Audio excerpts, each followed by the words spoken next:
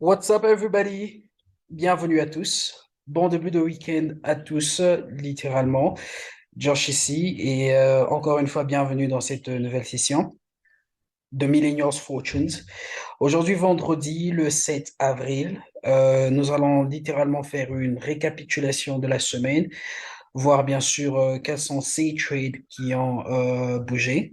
OK, je veux dire, quelles sont ces paires qui nous ont donné euh, des trades cette semaine et voir quelles sont ces paires que nous allons ramener à la semaine prochaine. OK, et voilà. Bien évidemment, comme vous le savez, aujourd'hui, nous avons eu le NFP, OK, aux alentours de 14h30. Alors, il n'y a pas vraiment eu des très, très grands mouvements sur les paires avec le dollar, OK? Et ce qui s'explique, OK? Mais néanmoins, nous allons revenir sur les paires avec le dollar américain la semaine prochaine. Alors, bien sûr, nous allons faire une récapitulation de la semaine. Ça va inclure aussi quelques paires avec le dollar. Et voilà. Alors, sans plus tarder, on va y aller. Nous allons commencer avec la toute première paire qui est bien sûr le GBP USD. Alors, qu'est-ce qu'on a sur le GBP USD? Bien sûr, nous avons ce mouvement, OK, qui est en train de trade dans ce canal ascendant, OK. Alors, vous allez remarquer en fait qu'une fois que le prix a brisé cette zone, OK, cette zone de résistance qui est maintenant notre zone de support, le prix est allé à la hausse de façon impulsive, ok? C'est un mouvement qu'on attendait. Et qu'est-ce qu'on a dit? Une fois que le prix va briser cette zone de façon impulsive, on va attendre d'avoir une correction, ok? Et c'est ça, bien sûr, qui est en train de se passer. Je vais aller sur le H1, ok, pour qu'il soit un tout petit peu plus clair, ok? Alors, bien sûr, vous allez voir en fait que on a eu littéralement cette correction, ok, qui est en train de bien se développer, ok.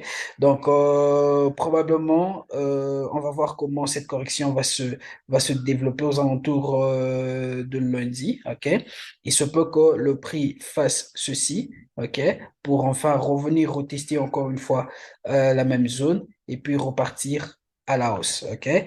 Donc pour l'instant sur GBP USD, nous allons attendre bien sûr avoir des confirmations pour anticiper quoi? Pour anticiper cet achat, ok?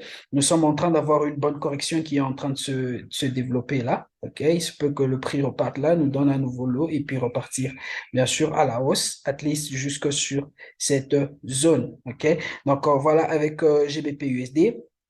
Ensuite, nous allons voir le gold. Le gold, bien sûr, en début de semaine, on attendait à voir ce mouvement. OK? On voulait voir le prix briser cette zone de façon impulsive, ce qui s'est passé, bien sûr. Et là, vous allez voir en fait que le prix s'est retracé sur cette même zone. Alors, vu que c'est un vendredi, OK, les vendredis sont très souvent lents. OK? Donc, on ne va pas, bien sûr, se lancer dans ce trade. Nous allons attendre, voir dans la journée de lundi ce qui va se passer, bien évidemment. Alors, voyons voir avec le gold, quelles sont les différentes probabilités. Alors, il se peut qu'à partir d'ici, parce que nous avons une zone de support ici, il se peut qu'à partir d'ici, le prix reparte à la hausse, OK? Tout comme à partir d'ici, le prix peut faire ceci, et puis retester encore cette même zone, nous donner un nouveau lot, OK?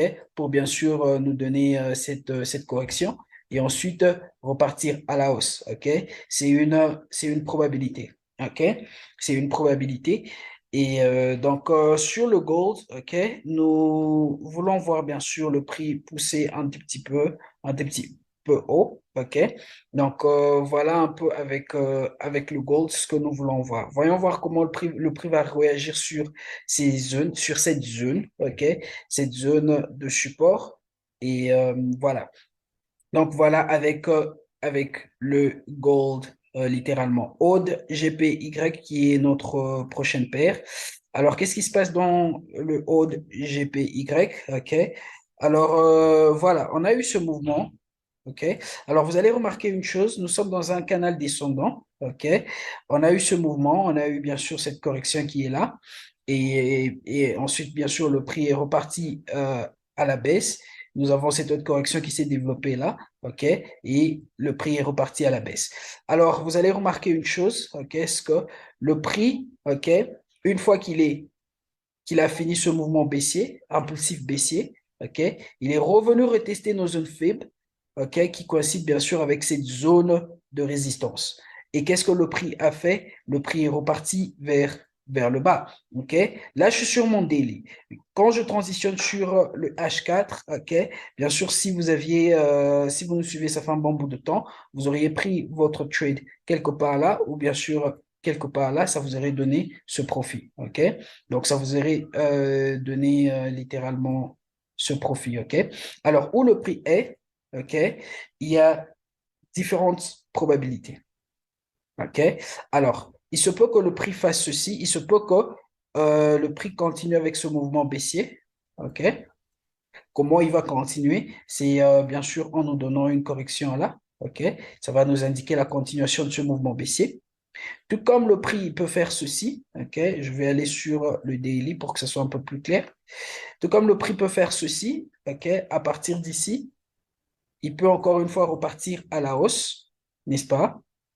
Pour revenir retester cette même zone, ok, cette même zone de, de résistance pour ensuite repartir à la baisse. Ok, c'est une probabilité sur odd GPY. Donc, nous allons garder odd GPY à l'œil et voir bien sûr comment est-ce qu'il va se développer. Donc, encore une fois, si nous avons une correction quelque part là, ok, si nous avons cette correction, ça va nous indiquer bien sûr la continuation de ce mouvement, ok. Tout comme le prix, il peut bien sûr revenir retester cette même zone, ok, de résistance pour ensuite repartir à la baisse, ok, et nous donner bien sûr cette plus grande correction. C'est une autre probabilité. Donc, nous allons garder odd GPY à l'œil. Et bien sûr, odd USD, nous avions pris ce trade, OK, avec vous, bien sûr. On avait eu cette correction, bien sûr, qui était en train de se développer. OK. Alors, lorsque nous avions anticipé ce trade, le prix était quelque part là. On attendait, bien sûr, avoir ce mouvement qui allait revenir retester cette zone de résistance, nous donner un nouveau haut et puis repartir à la baisse. Et c'est ça exactement qui s'est passé. OK. Donc, on était dans ce trade quelque part là. Il nous avait donné près de 50 à 55 pips en profit. OK. Donc, voilà. Et on avait fermé ce trade une fois qu'il était arrivé là. Alors ici, qu'est-ce qui va se passer? Il se peut que le prix aille finir, OK, cette structure, OK, une première probabilité. Tout comme à partir d'ici, le prix il peut essayer de se retracer un tout petit peu, nous donner une opportunité de trade et puis repartir à la baisse, OK. Tout comme il peut faire ceci, il peut encore revenir retester cette même zone, OK, nous donner un nouveau haut. S'il nous donne un nouveau haut, ce sera encore une autre opportunité pour nous de vente. OK? Donc, nous allons bien sûr observer comment le prix va se développer, encore une fois, sur ODE USD. OK? Et Euro CHF, c'est un trade que nous attendons, ça fait un bon bout de temps. Hier, nous avons discuté de Euro CHF. On a eu ce mouvement haussier. OK? Nous avons maintenant ces corrections-là. Alors, où le prix est en train de trade, nous voulons voir le prix faire ceci. Nous voulons voir le prix, OK, tester cette zone, nous donner un nouveau bas et puis repartir à la hausse. OK? Donc, c'est ça que le prix est en train de faire. OK? Il est venu tester, bien sûr, cette zone. Il est reparti un tout petit peu. Donc, il se peut que le prix fasse ceci et puis ensuite reteste cette zone pour aller, bien sûr, à la hausse. Donc, nous allons attendre ce mouvement sur Euro CHF. Il est toujours en train de développer sa correction. Il n'est pas encore fini. OK? Donc, attendons que cette correction finisse. OK? Et ensuite, GBP CHF. GBP CHF également. Nous sommes en train d'avoir cette grande correction, ce mouvement baissier, je veux dire ce mouvement haussier. OK? Ce mouvement-là, il est notre mouvement impulsif haussier. On a eu bien sûr, le prix qui est venu tester cette zone, il est reparti à la hausse et il est maintenant en train de revenir tester le prix une seconde fois. OK? Qu'est-ce qui va se passer? Attendant le prix, bien sûr, revenir dans cette zone, tester cette zone, nous donner un nouveau bas, attendre des confirmations et prendre, bien sûr, un achat. Voilà GBP CHF. Et quand je transitionne sur le daily de GBP CHF, vous allez voir en fait que nous sommes à ce niveau. OK? Le prix est encore en train de développer cette correction. OK? Donc, il y a plus de chances que le prix reparte à la hausse, OK? Parce que nous avons ce mouvement haussier, OK? Nous avons bien sûr cette correction à l'intérieur, OK? Donc, il se peut que ce mouvement continue. OK? Donc, voilà avec GBP CHF. Et en fin de compte, CAD CHF. CAD CHF, bien sûr, on a discuté de ce trade avec vous, OK? On a discuté de ce trade avec vous. Qu'est-ce qui s'est passé sur CAD CHF? On a cette plus grande correction qui est en train de se développer, qui s'est développée, OK? Le prix nous a donné un nouveau haut, OK? Le prix a testé cette zone de résistance comme on l'espérait. Il nous a donné un nouveau haut, OK? Et regardez comment le prix a rejeté, bien évidemment. Alors, bien sûr, on anticipait, on voulait voir le prix aller jusqu'à notre target, OK? Mais ce n'est pas encore le cas. Vous allez voir en fait que nous sommes en profit, OK? Sur ce trade, nous sommes en profit.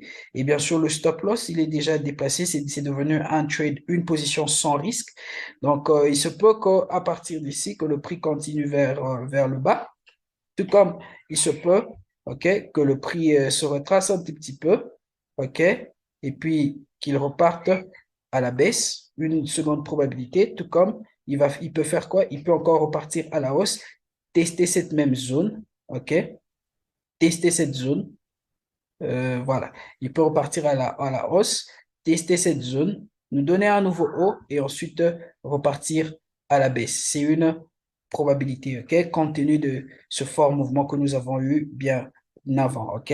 Donc, voilà pour aujourd'hui. Et bien sûr, un bonus, c'est sur le Nasdaq. Nous avons bien sûr plusieurs étudiants qui tradent le Nasdaq, OK. Alors, qu'est-ce qui se passe avec le Nasdaq? Très simple. Je pense la semaine dernière, nous avons bien sûr pris ce trade qui nous avait donné un très très bon profit. OK? Ce mouvement aussi est là. Nous l'avons pris, un très très bon mouvement, un très bon profit qu'on a eu. OK? Donc, on a eu ce mouvement haussier, n'est-ce pas? Et bien sûr, vous allez voir en fait que le prix s'est retracé jusque dans nos zones FIB. Il nous a donné ce petit mouvement-là. OK?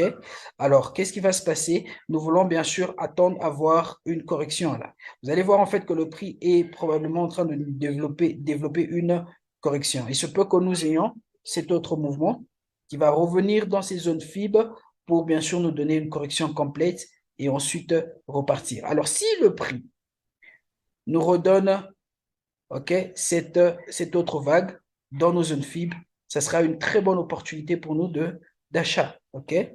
Tout comme à partir d'ici, le prix peut aller à la hausse, OK, repartir et aller à la hausse, sans pour autant revenir encore une fois. C'est une probabilité. Donc, nous allons bien sûr observer le Nasdaq, comment il est en train de se développer. Mais jusque-là, rien n'a changé. Nous anticipons toujours un mouvement haussier. Donc, voilà un tout petit peu pour aujourd'hui, vendredi. Ça a été un réel plaisir de vous servir encore une fois. Josh ici. Je nous donne rendez-vous le lundi encore une fois à la même heure. Que Dieu nous bénisse et à très bientôt.